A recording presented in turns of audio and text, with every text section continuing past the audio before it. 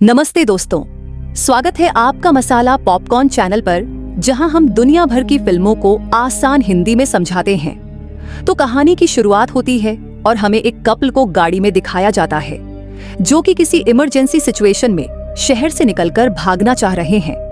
काम चलते हुए रेडियो से हमें पता चलता है कि दुनिया में कोई महामारी यानी पैंडेमिक फैल गया है, जिसके चलते बहुत से लोग अचानक से ज़ॉम्बी में बदल रहे हैं।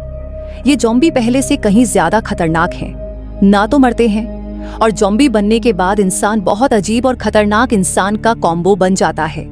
इनकी तरह बहुत से लोग और भी इस पैंडेमिक से भागने की कोशिश कर रहे थे। अचानक कार चलाते हुए इन्हें एकदम से तेज रोशनी दिखाई देती है, जिसके बाद इनकी कार का एक्सीडेंट हो जाता है। सीन कट होता है और हमें देखने को मिलता है कि जब उनकी आंख खुलती है तो वो उस गाड़ी में नहीं था जिस गाड़ी में उसका एक्सीडेंट हुआ था, और साथ ही उसके साथ उसकी वाइफ भी नहीं थी, जिसे देखकर वो बहुत ज्यादा कंफ्यूज हो जाता है। वो गाड़ी से बाहर निकलता है और इधर उधर देखने लगता है, जहां देखने पर पता चलता है कि ये दुनिया पूरी तरह तबाह हो चुकी है। और जब उसका एक्सीडेंट हुआ था उस टाइम तो पैंडेमिक की शुरुआत थी। साफ मतलब है कि एक्सीडेंट के टाइम से अब तक बहुत सारा वक्त गुजर चुका है और उस वक्त में उसके साथ क्या हुआ उसे नहीं पता। वो अपनी वाइफ को ढूंढने के लिए इधर उधर भटक रहा था। तभी उसके सामने एक आदमी आ जाता है और उसने ईथन के ऊपर गन पॉइंट कर दी। इससे पहले कि वो ईथन को मार देता, पीछे से कोई गोली चलाकर उसे ही शूट कर देता है। जिसने ईथन की जान बचाई थी वो एक लेडी थी, जो उस जख्मी आदमी के पास आकर उसे मुंह पे थप्पड़ मारती है और बेहोश कर देती है। जिसके बाद वो ईथन के पास आती है और उसने बताया कि मेरा नाम मी है। वो यहाँ ईथन से पूछती है, तुम यहाँ क्या कर रहे हो? ईथन जवाब देता है कि मैं अपनी वाइफ को ढूंढ रहा हूँ जिसका मेरे साथ एक्सीडेंट हुआ था, लेकिन ना जाने अब वो कहाँ चली गई। यहाँ ये लेडी ईथन को अपनी मदद करने को कहती है। वो उस बेहोश आदमी को अपने साथ ले जाने वाली थी। अब यहाँ इस जख्मी आदमी को ये लोग ट्रक में डालते हैं। उससे पहले ही ईथन खुद बेहोश हो जाता है। जब उसे होश आया तो उसने देखा कि वो एक बेड पे लेटा हुआ था। ये उसी लेडी का घर था, यानी वो लेडी ईथन को भी अपने ट्रक में डालकर अपने घर ले आई थी। वो जब नीचे आया तो उसने देखा ये लेडी उसके लिए खाना बना रही थी। अब ये लेडी भी उससे कुछ सवाल करती है। उससे पूछती है, तुम कहाँ से आए हो? जवाब में ईथन कहता है, मुझे ज्यादा कुछ भी याद नहीं, मुझे इतना याद है कि मैं अपनी वाइफ के साथ लेक साइड पे जा रहा था और फिर हमारा एक्सीडेंट हुआ और अब मैं यहाँ पर हूँ। इस लेडी की मेज में लगे हुए बहुत से न्यूज़पेपर से उसे पता चलता है कि दुनिया पैंडेमिक की वजह से तबाह हो गई है और उस पैंडेमिक को कई साल गुजर चुके हैं। और ये सुनकर वो बुरी तरह शॉक्ड रह जाता है, क्योंकि उसे ये कल की बात लग रही थी और इतने टाइम में उसकी वाइफ कहाँ गई थी उसे कुछ मालूम नहीं था। मी ईथन के पीछे खड़े होकर उसे बताती है कि ये सब काफी साल पहले हुआ था। साइंटिस्ट के मुताबिक ये सारा काम प्रकृति कर रही है ताकि सारे इंसान मर जाए और इस दुनिया को दोबारा से बैलेंस किया जा सके। इनकी इन्हीं बातों के दौरान अचानक लाइट चली जाती है। मी बाहर सोलर सिस्टम को चेक करने से पहले ईथन से कहकर जाती है, यहाँ किसी चीज को हाथ मत लगाना, मैं यहाँ से निकलती हूँ। लेकिन मी की बात ना मानते हुए वो यहाँ से बाहर आया और देखने लगा। वहां सामने एक छोटा सा कमरा था, जिसके बाहर बकरियों के जालों में लिपटा एक ढांचा मूव कर रहा था और ये देखकर वो डर गया। वो मी से पूछता है, ये क्या है? मी जवाब में कहती है, वो आर्टिफिशियल है, तुम उस पे ज्यादा ध्यान मत दो, उसे सिर्फ यहाँ हिफाजत के लिए लटकाया गया है। मी ये सारी बातें करते हुए अभी भी अपने सोलर सिस्टम को चेक कर रही थी, जिसकी प्रॉब्लम जब उसे समझ नहीं आती तो यहाँ ईथन उसकी मदद करता है। इसके बाद ये दो लोग ट्रैप को चेक करने के लिए जाते हैं, जिसमें आज उनके लिए फाइनली शिकार फंस गया था।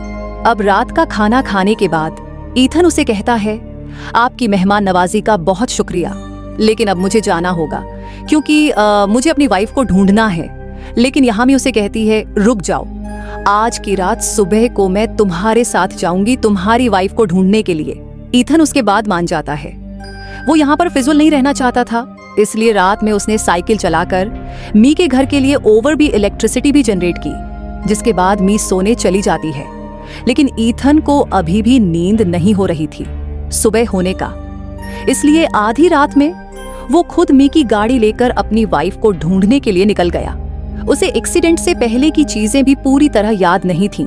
जो बात उसे याद थी वो ये कि पैंडेमिक से पहले वो दोनों कैंप तक जा रहे थे, जहां पर उनका एक घर था।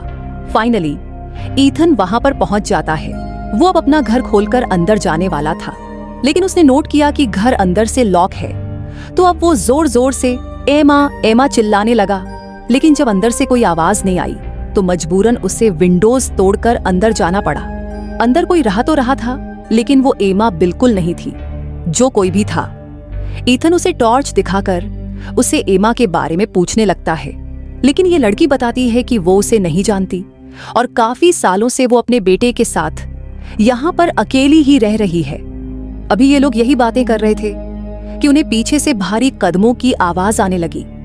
इतने हैरानी में मुड़कर जब पीछे देखा तो वहां पे एक बहुत ही भारी ढांचा था जो इंसान से ज्यादा विभत्स दिख रहा था।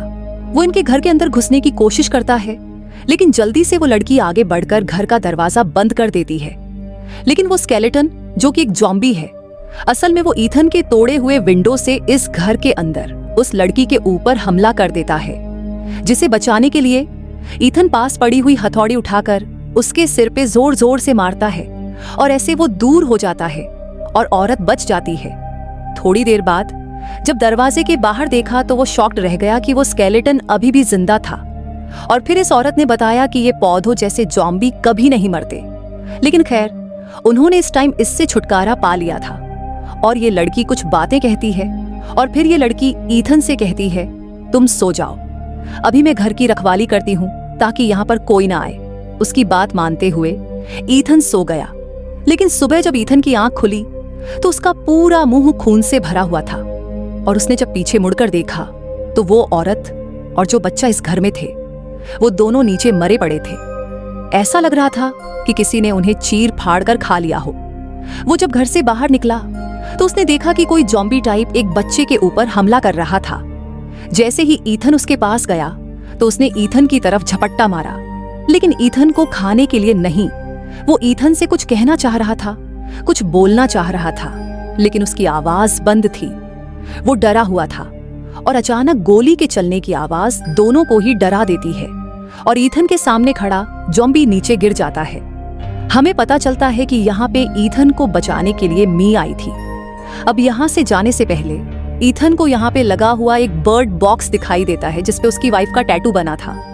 वो जल्दी से इस बर्ड बॉक्स को खोलता है तो वहां पे एक सेलफोन था जिसकी बैटरी डेड होने वाली थी। ये मोबाइल उसकी वाइफ का ही था जिसमें एक वीडियो बनी हुई थी। इस वीडियो में उसकी वाइफ बता रही थी कि तुम्हें भूलने की बीमारी हो चुकी है और मैं नहीं जानती कि तुम्हारी इस बीमारी के साथ मैं कब तक तुम्हारे साथ रह पाऊंगी। इस वीडियो में खुद उसके पीछे लेटा हुआ था। इससे पहले वो वीडियो पूरी देख पाता वो मोबाइल बंद हो जाता है और ईथन उससे पागल होने लगता है। यहाँ पर अब मी उसके पास आती है और उसे कंट्रोल करती है और कहती है, मेरे साथ घर चलो, मेरे घर चार्जर है, तुम इस मोबाइल को चार्ज कर लेना। लेकिन अब तो ईथन को मी भी याद नहीं रही थी जो उससे कल ही मिली थी। मी यहाँ उसे अपने बारे में तसल्ली देती है और उसे ले जाने के लिए बाहर आती है, जहाँ वो ट्रक भी उसे याद नहीं था जिसे वो कल रात ही लेकर यहाँ पे आया था। ईथन मी को सजेस्ट करता है कि क्यों ना हम इस ट्रक के जरिए यहाँ से चले जाए। तो जवाब में मी कहती है, किसी इडियट ने रात में इसकी बैटरी बंद नहीं की थी, अब बैटरी इसकी खत्म हो गई है, इस ट्रक को भी हम नहीं ले जा सकते। खैर, अब इनकी किस्मत अच्छी थी जो घर के पास एक छोटी सी साइकिल मिल गई जिसे मी चलाने लगी।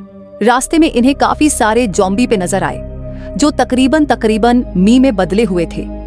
यहाँ पर अब ईथन मी से सवाल करता है, क्या तुम्हारी शादी हुई भी है? उसे उकसाते हुए मी जवाब देती है, नहीं, वो मर गया है। रास्ते में अब इनके सामने एक गैस स्टेशन आया जहां पर आकर ईथन रुक गया। वही गैस स्टेशन था जो रोज उसके रास्ते में आया करता था। एकदम से उसे कुछ याद भी आने लगा। उसे याद आया कि जब पैंडेमिक शुरू हुई थी तो ये लोग इसी गैस स्टेशन के पास रुके हुए थे और तब यहाँ पर उनका सामना हो गया था एक ज़ॉम्बी से। वो एमा में अपनी वाइफ को बचाने के लिए आगे बढ़ा तो ज़ॉम्बी ने ईथन के ही पास में काट दिया। अभी इसके आगे उसे कुछ याद नहीं आया था। अब ईथन के लिए मी अपने घर पहुंच जाती है जहां उसने ईथन को चुप रहने को कहा। क्योंकि उसे अपने घर के करीब से कुछ हरकत महसूस होने लगी थी और वो करीब जो भी था उसे गन पॉइंट पर ले लिया। और तब उस आदमी ने बताया, मैं इनोसेंट हूं, मैं तो सिर्फ अपनी वाइफ को ढूंढ रहा हूं। इस टाइम मैं बहुत ज्यादा भूखा हूं और खाने के लिए मैं आपकी कुछ भी मदद कर सकता हूं। अब इसकी डील मानने से पहले मी ईथन के जरिए उस आदमी को चेक करवाती है और उसके सारे हथियार ले लेती है। ये आदमी उनके लिए लकड़ियां काटने लग जाता है। जब मी अंदर से उनके ऊपर नजर रखे हुए थी, मी उसके लिए खाना बनाती है और यहाँ पर हम देखते हैं कि वो आदमी ईथन को चकमा देते हुए अपनी गाड़ी के पास जाकर अपनी गाड़ी में छुपाई एक और गन ले आता है। घर के अंदर आने से पहले मी ने इन दोनों को जूस दिया और फिर खाना खाने के लिए डाइनिंग पे बुला लिया। खाना खाने से पहले ही उसने ईथन को वार्न कर दिया था कि तुम ये खाना मत खाना, टेबल पे बहाना बना देना कि तुम्हें भूख नहीं। ईथन यही जानता था कि मी उसे ऐसा क्यों कह रही है। खाने के टेबल पे हम देखते हैं कि ईथन की तबीयत खराब होने लगी थी, उसे चक्कर आने लगे थे और जैसे ही वो उठ के आगे बढ़ा तो वो बेहोश हो गया। मी जब उसे चेक करने के लिए उसके करीब आई और साथ में वो आदमी भी चकमा देते हुए मी के पास से उसकी गन छीन लेता है। वह अब मी को धमकाने लगा था, लेकिन मी ऐसी कड़क थी जैसे उसे उसकी धमकी से कोई फर्क नहीं पड़ता। यहाँ तक कि ये आदमी जब उसके मुंह पे गन भी मारता है तब भी मी बिल्कुल शांत रहती है, क्योंकि वो जानती थी ये आदमी इससे ज्यादा कुछ कर नहीं सकता था। उसने खाने में बेहोशी की दवाई जो मिलाई थी, जिसके चलते कुछ ही देर में ये आदमी बेहोश हो गया। उसके बाद मी ईथन को लेकर उसके एक कमरे में चली गई और फिर ईथन को जब होश आया तो वो काफी अच्छा महसूस कर रहा था। मी उसका इतना ख्याल रख रही थी, इसलिए मी के लिए खाना बनाने के लिए जब वो नीचे जाने लगा तो उसने देखा कि चुपके से 2 लोग उनके घर में घुस आए हैं, जिसमें से एक ने मी को पकड़ लिया और बंधी बना लिया। पता चला कि ये दोनों उसी आदमी के दोस्त थे, वो जो अभी थोड़ी देर पहले यहाँ पर आया था। असल में उस आदमी को शक था कि मी ने उसकी वाइफ को मारा है, क्योंकि उसकी वाइफ कुछ दिन पहले यहाँ आने वाली थी और उसके बाद वो वापस लौटकर नहीं आई। साथ में ईथन को भी अपनी वाइफ के बारे में बताया था। वो ईथन से कहता है कि क्या पता किसी औरत ने तुम्हारी वाइफ को भी मारा हो। ईथन को इस आदमी के बातों पे शक तो नहीं था, लेकिन फिर भी वो इस आदमी के साथ मिल गया। मी के घर की तलाशी लेने लगा और वहां पर उसे अपनी वाइफ का लॉकेट मिल भी गया। इसका साफ मतलब था कि जरूर मी ने उसकी वाइफ के साथ भी कुछ गलत किया है, उसे शायद मार दिया है। यहाँ पर हम देखते हैं वो आदमी भी एमा के कमरे से एक बैग लेकर आया था, जिसपे बहुत से लोगों की पर्सनल चीजें थीं। इसका मतलब कि मी ने एक को नहीं बल्कि बहुत से लोगों को अपना शिकार बनाया था।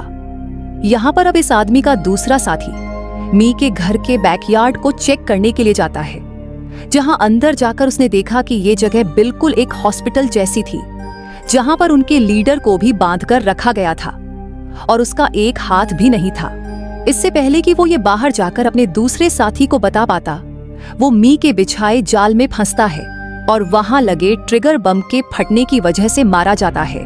अब साथ में ईथन को जैसे ही ये एहसास हुआ कि उसका आखिरी साथी भी मारा गया, तो वो अब इस मी को भी मारने वाला था, लेकिन उसके गन में गोलियां नहीं थीं। तब वो मी के ही गन उठाता है। उसने मी की तरफ शूट किया, पर हमें गोली के बजाय बम के फटने की आवाज सुनाई दी और ये बात हमें रिवील हुई कि मी ने अपने घर में एक फास्ट रेड बटन लगाया हुआ था, जिसको बंद करने में अगर वो गन चलाती तो गोली निकलती, लेकिन क्योंकि साथ में कोई बात नहीं पता थी तो उस रेड बटन को बंद न करने की वजह से ही उस गन में लगा बम फट गया और उस आदमी का हाथ कट गया।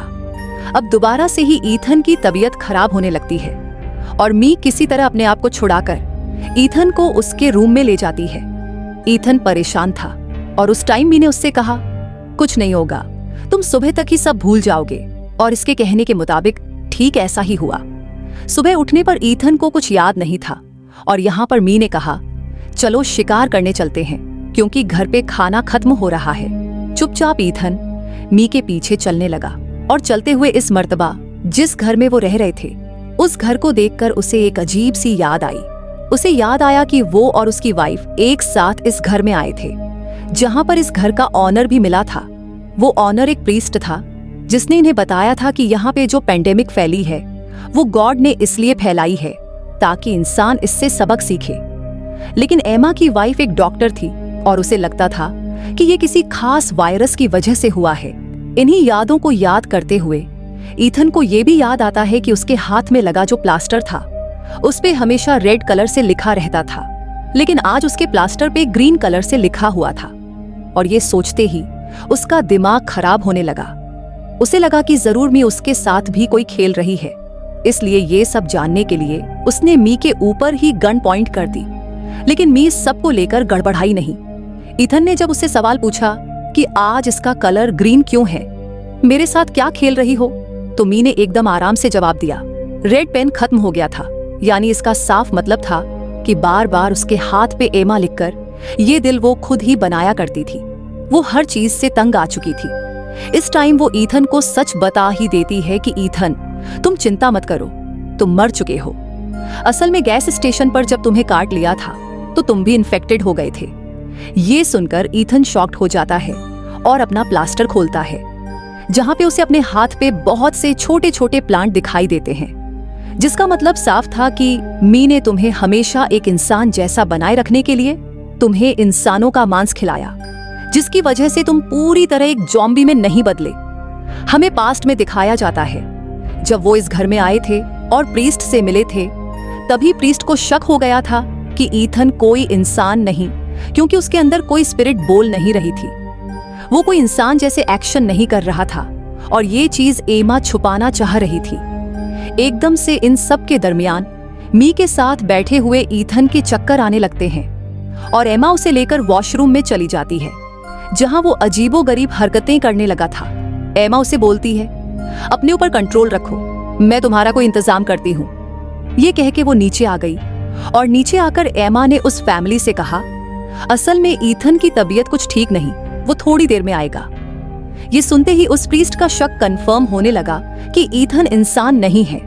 वो अब एमा से ही कुछ बातें पूछना चाहता था, इसलिए उसने अपनी वाइफ और बेटी को यहाँ से भेज दिया। वो जो ऊपर अपने कमरे में जाने लगी थी, तभी वॉशरूम में से अजीबोगरीब घुरने की आवाज आने लगी। वॉशरूम खोलकर जब उन्होंने चेक किया तो ईथन बहुत बुरे हाल में था, जिसने इन दोनों को देखते ही इन दोनों के ऊपर हमला कर दिया। अपनी वाइफ के चिल्लाने की आवाज सुनते ही प्रीस्ट उन्हें बचाने के लिए जैसे ही वहां से जाने लगा तो एमा एकदम से पास पड़ी छुरी उठाकर उसके ऊपर हमला कर देती है और उसके पेट में छुरी स्टैब कर देती है। इससे पहले कि वो आदमी अब एमा पे कुछ करता, एमा ने अपनी जेब से गन निकाली और उसे भी मार दिया। ऊपर से उसकी वाइफ और बेटी को भी मार डाला था। सीन कट हो गया। दोबारा प्रेजेंट में आते हैं, जहां ईथन को एहसास हो चुका है कि एमी नाम की जो बूढ़ी औरत उसके सामने खड़ी है, असल में वो उसकी वाइफ एमा ही है, जो अब बूढ़ी हो चुकी थी। और वो खुद अभी तक जवान इसलिए दिखता था क्योंकि वो एक ज़ॉम्बी बन गया था। एमा ने अपना वादा आज तक पूरा किया और आज तक उसका साथ देती रही।